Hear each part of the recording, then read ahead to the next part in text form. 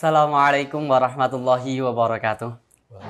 Bismillah, alhamdulillah, Allahumma sholli ala sayyidina Muhammad wa ala ali sayyidina Muhammad, amma ba'du. Teman-teman, sahabat penonton Tambak Beras TV dimanapun Anda berada, alhamdulillah pada kesempatan kali ini kita dapat bermuajah kembali dalam podcast Tambak Beras TV. Dalam hal ini saya Muhammad Faiz Samudin ditugaskan sebagai host, dan pada kali ini kita kedatangan tamu yang super istimewa. Beliau Kiai Haji Imran Rasyadi Malik selaku pengasuh Khibat Sabil Huda dan juga pimpinan di Madrasah Pondok Pesantren Madrasah Mu'alimin Mu'alimat 6 tahun Bahrul Ulum Tambak Beras Jombang. Terima kasih, Yai. Alhamdulillah teman-teman, pembahasan kali ini yaitu mengenai kasus-kasus yang biasanya terjadi Yai pada bulan Ramadan, yaitu ketika berpuasa sepanjang pagi hingga senja bukanlah perihal yang mudah. Kita tetap menjalani rutinitas dan sambil menjalankan ibadah puasa. Tetapi ada segelintir orang ataupun pemuda di luar sana yang begadang untuk lembur job ataupun tugas, sehingga orang-orang ini ketika pagi hingga sore malah tidur meskipun dalam keadaan puasa. Dengan dalih puasanya, tidurnya orang yang berpuasa itu adalah ibadah, Yai. Nah, di sini timbul pertanyaan, Yai. Dari pertanyaan teman-teman sahabat Tambak Beras TV diajukan kepada kami. Yang pertama yaitu, apakah memang ada dalil ataupun dasar mengenai tentang tidurnya orang yang berpuasa itu adalah ibadah? Ngaten, Yai. Assalamualaikum warahmatullahi wabarakatuh. Waalaikumsalam warahmatullahi wabarakatuh. Bismillahirrahmanirrahim. Hamdanillah salatan wassalamu ala rasulillah ma'badah. Terima kasih atas pertanyaan yang menarik, yaitu apakah ada dalil tentang tidurnya orang berpuasa ibadah. Memang tentang dalil sangat populer di masyarakat kita, naumus shaimi ibadatun. Puasanya, tidurnya orang puasa adalah ibadah. Walaupun sebenarnya ini adalah masalah yang mukhtalaf alaih di dalam hal apakah ini hadis sahih atau tidak. Memang hadis ini kalau itu kita sandarkan kepada kanjeng Nabi, ada hadis yang bahwa naumus shaimi ini adalah diriwayatkan oleh salah satunya adalah Sulaiman an-Nakhai. Itu di kalangan ahli hadis itu termasuk rawi yang dhaif, sehingga hadis ini dikategorikan sebagai hadis yang dhaif. Tapi bukan berarti kemudian hadis dhaif itu kemudian kita nafikan sama sekali. Di dalam mazhab Syafi'i itu walaupun dhaif itu masih bisa dipakai dalam rangka bukan untuk isbatul hukmi, tapi untuk fadhailul a'mal, untuk meningkatkan motivasi amal ibadah kita. Kemudian itu tentang status hadis. Jadi itu adalah, ada yang mengatakan hadis itu dhaif karena rawinya ada Sulaiman an-Nakhai, itu adalah termasuk orang yang dhaif di dalam hadis. Nah, itu tadi status hadisnya.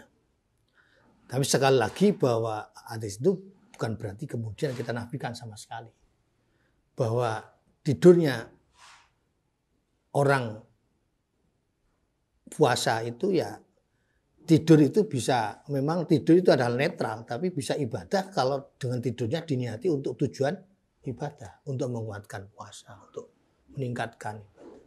Sama dengan makan, kalau makan itu kemudian diniati untuk menguatkan ibadah, bisa-bisa makan itu akhirnya menjadi sunnah. Banyak perkara yang sifatnya asalnya mubah, tapi karena untuk menjadi wasilah maqasid untuk perkara yang ibadah, maka perkara itu menjadi ibadah. Juga dengan tidur. Saya ingin menyitir salah satu dawuhnya Ibnu Hajar al-Haytami dalam hadis Ittihafu ahli siyam bi khususiyati siyam. Qala Abul Aliyah as-shaimu fi ibadatin malam yaghtab ahadan. Orang yang puasa itu senantiasa bernilai ibadah malam yaghtab ahadan, selama di dalam puasanya dia tidak ngerasani, tidak ghibah kepada orang lain. Nah, termasuk as-shaimu fi ibadatin itu kan ya luas. Termasuk berarti di dalamnya mungkin aja ketika puasa adalah dalam keadaan tidur, itu pun dinilai ibadah. Ini dawuhnya Imam Abul Aliyah. Wa in kana naiman ala firasi, ini ya. Walaupun dia orang yang puasa tersebut adalah naiman ala firasi, tidur di tempat tidurnya, itu bernilai ibadah. Dari inilah dawuh ini, fakanat Hafsah takul ya habada ibadatun wa ana naimun ala firasi. Ya habada, alangkah alangkah indahnya puasa itu, tetap apapun bernilai ibadah, padahal wa ana ala fira naimatun ala firasi. Walaupun saya dalam keadaan tidur di tempat tidurku tetap dinilai ibadah. Cuma yang menjadi penekanannya di sini adalah bahwa jangan kemudian hadis ini menjadi dipolitisasi, dijas untuk memperkuat bahwa dengan puasa justru memproduk nilai-nilai yang sia-sia, yaitu tidur melulu. Itu konteksnya adalah saking nilainya, saking tingginya nilai puasa sampai tidurnya pun dinilai ibadah. Bukan hadis untuk melegitimasi untuk agar orang senantiasa tidur. Demikian teman-teman penjelasannya. Nah, lepas dari itu Yai, ada beberapa yang menanyakan kepada pihak Tambak Beras TV, yaitu apakah ada ketentuan ataupun batasan ataupun terkait hal-hal yang mana orang itu mempunyai batasan dalam tidur yang dikatakan ibadah, matanya. Ya. Imam Ghazali itu di dalam puasa itu kan juga jangan sampai puasa itu hanya sekedar, hadis Nabi menyatakan kamin shaimin laisa lahul jaza illal ju' wal atos. Banyak orang puasa tapi dia tidak mendapatkan apa-apa dari puasanya illal ju' wal atos, kecuali lapar dan dahaga. Maka dari itulah di dalam Ihya Imam Ghazali memberikan penjelasan-penjelasan tentang di antara adab-adab puasa. Bagaimana agar puasa itu berkualitas. Bagaimana agar puasa itu, sebagaimana tujuan puasa itu adalah kutiba alaikum siyam, tujuan akhir ayat kan la'allakum tattaqun, akan membentuk ketakwaan seseorang. Akan ada efek selalu melaksanakan perintah kepada Allah dan selalu meninggalkan larangan-larangan Allah. Itu tujuannya berpuasa. Maka di dalam puasa pun ada adab. Di antara adabnya adalah wa minal adab al-laiksirun nauma bin nahar. Imam Ghazali menyatakan di antara adabnya tidak memperbanyak tidur pada waktu siang. Dengan begitu hatta yahussa bil ju' wal atos. Dengan tidak memperbanyak tidur agar bisa merasakan lapar dan dahaga. Kalau tidur tok kan akhirnya hilanglah rasa lapar dan dahaganya. Sehingga esensi daripada puasa itu agar merasakan, agar asalnya tubuh yang kuat itu enek lemesnya itu ya ada efek positifnya. Wasas irudu fal qawi kuwa fayasfu anhu indadalika qalbu. Dengan begitu, dengan mengurangi tidur, efeknya diharapkan adalah sofaul qulub, yaitu hatinya menjadi bening. Jadi tidur itu ya tidur, tapi tidur itu bernilai ibadah. Secara logika ya memang ibadah daripada puasa tidak tidur tapi ghibah. Ya, tapi sebenarnya puasa itu adalah puasa tetap produktif. Para sahabat itu banyak karya, banyak hal-hal yang monumental itu diraih pada bulan Ramadan. Perang Badar dalam keadaan puasa, Kanjeng Nabi dengan para sahabat memenangkan peperangan perang Badar yang gemilang, di mana Kanjeng Nabi hanya 313 sahabat, sementara lawannya lebih dari 1000 terkalahkan. Itu karena motivasi puasa dan tidak dalam keadaan mokil, dalam keadaan puasa. Ya, jadi puasa itu identik dengan, justru dengan puasa orang seharusnya menjadi manusia yang produktif, bukan yang tidak menghasilkan apa-apa, yaitu pindah tidur. Nah, jadi itu sebenarnya, jadi naumus shaim ibadatun itu adalah seperti itu. Ibadah itu saking mulianya bulan Ramadan, saking mulianya puasa, seakan-akan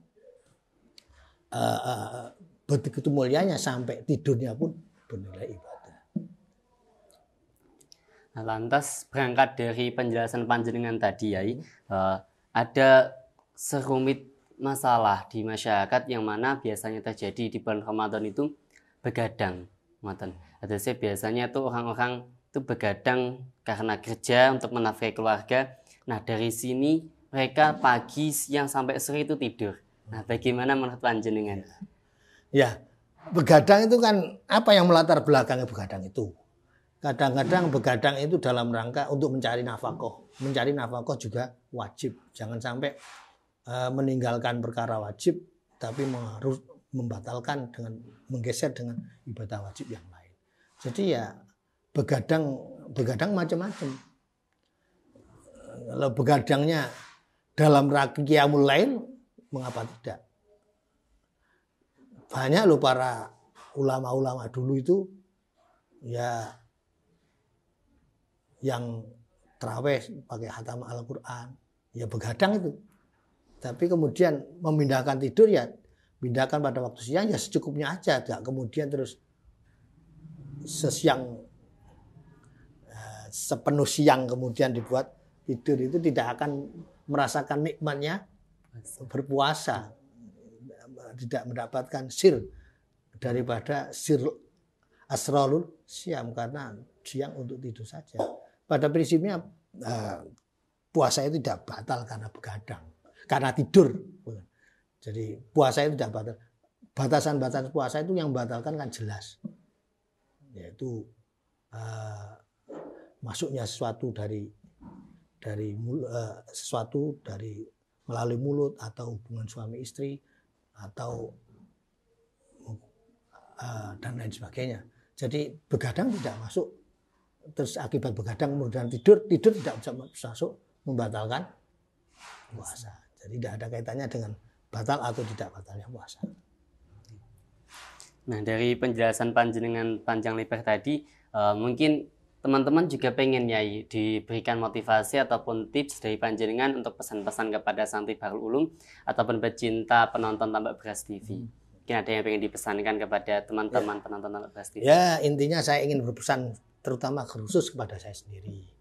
Mudah-mudahan puasa setiap detik, setiap waktu puasa itu, marilah kita isi dengan semaksimal mungkin. Kita berbanyak dengan kasratul qiraatil Quran, kasratul i'tikaf, wa kasratul sedekah. Itu hal-hal yang selalu para salafus sholihin berlomba-lomba dalam hal itu. Baik membaca Al-Quran, oleh karenanya terutama kalau santri itu ya walaupun tidak wajib secara syar'i, tapi secara dilihat dari sudut santri, kayaknya nggak pantas kalau santri itu kemudian nggak menghatamkan Al-Quran. Jadi dilihat dari sudut bahwa dia adalah santri, bukan melihat sudut secara syar'i. Dari santri dari dulu adalah kudu khataman Al-Quran. Dan pergunakan waktu untuk belajar, mencari ilmu, karena mencari ilmu hadir di majlisul ilmi sama hadir dengan majlis dzikri. Ketika belajar ngaji sama dengan berzikir kepada Allah Subhanahu wa taala. Untuk itu setiap pesantren-pesantren selalu mengadakan kilatan Ramadan sampai minimal 17 Ramadan itu dipakai untuk berlomba-lomba ngaji. Jadi itu bagian dari memperbanyak berzikir melalui ngaji, karena majlisul ilmi juga majlisul dzikri. Jadi mari kita penuhi dengan bulan Ramadan ini dengan ngaji kitab. Kemudian terakhir saya juga secara pribadi melalui Tambah Beras TV ini barangkali punya kesalahan kepada terutama santri-santri Pondok Pesantren Bahrul Ulum. Saya mau senyampang menghadapi Ramadan, saya mohon maaf yang sebesar-besarnya. Mudah-mudahan sekali lagi, mudah-mudahan Ramadan ini kita bisa maksimal dan kita nanti juga tahun depan masih menangi bulan Ramadan berikutnya. Yang jelas orang-orang salafus sholihin ini betul-betul Ramadan ini adalah bulan yang sangat istimewa bagi beliau-beliau. Saya punya guru namanya Abu Yatim Yati. Itu kalau bulan Ramadan itu dulu tahun 90 saya di sana itu tarawihnya sudah 40 juz satu khatam setiap malam, 40 juz. Jadi tiap tahun meningkat. Pada tahun saya terakhir pengurus di sekitar tahun 90-an itu sudah khataman 40 juz. Jadi mulai habis isya sampai kubailah sahur, sebelum sahur baru turun dari tarawih. Itu betapa indahnya. Itulah mungkin yang bisa merasakan lau ta'lamu ummati ma fi Ramadan antakuna samatu Ramadan. Saya kira itu, sekali lagi saya mohon maaf yang sebesar-besarnya terutama kepada santri-santri BP Bahrul Ulum. Kurang lebihnya mohon maaf. Saya kira untuk saya cukupkan sekian. Kurang lebihnya mohon maaf. Wassalamualaikum warahmatullahi wabarakatuh. Waalaikumsalam warahmatullahi wabarakatuh. Terima kasih atas penjelasan dari Khomoyai tadi. Semoga dapat bermanfaat bagi kita semua dan jadikanlah Ramadan ini sebagai ajang kita untuk berlomba-lomba dalam kebaikan. Amin. Saya Muhammad Faiz Samuddin undur diri. Mohon maaf. Jangan lupa like, komen, dan share sebanyak-banyaknya kepada teman-teman. Dan jangan lupa subscribe YouTube Tambak Beras TV. Sekian dari saya. Wassalamualaikum warahmatullahi wabarakatuh. Waalaikumsalam.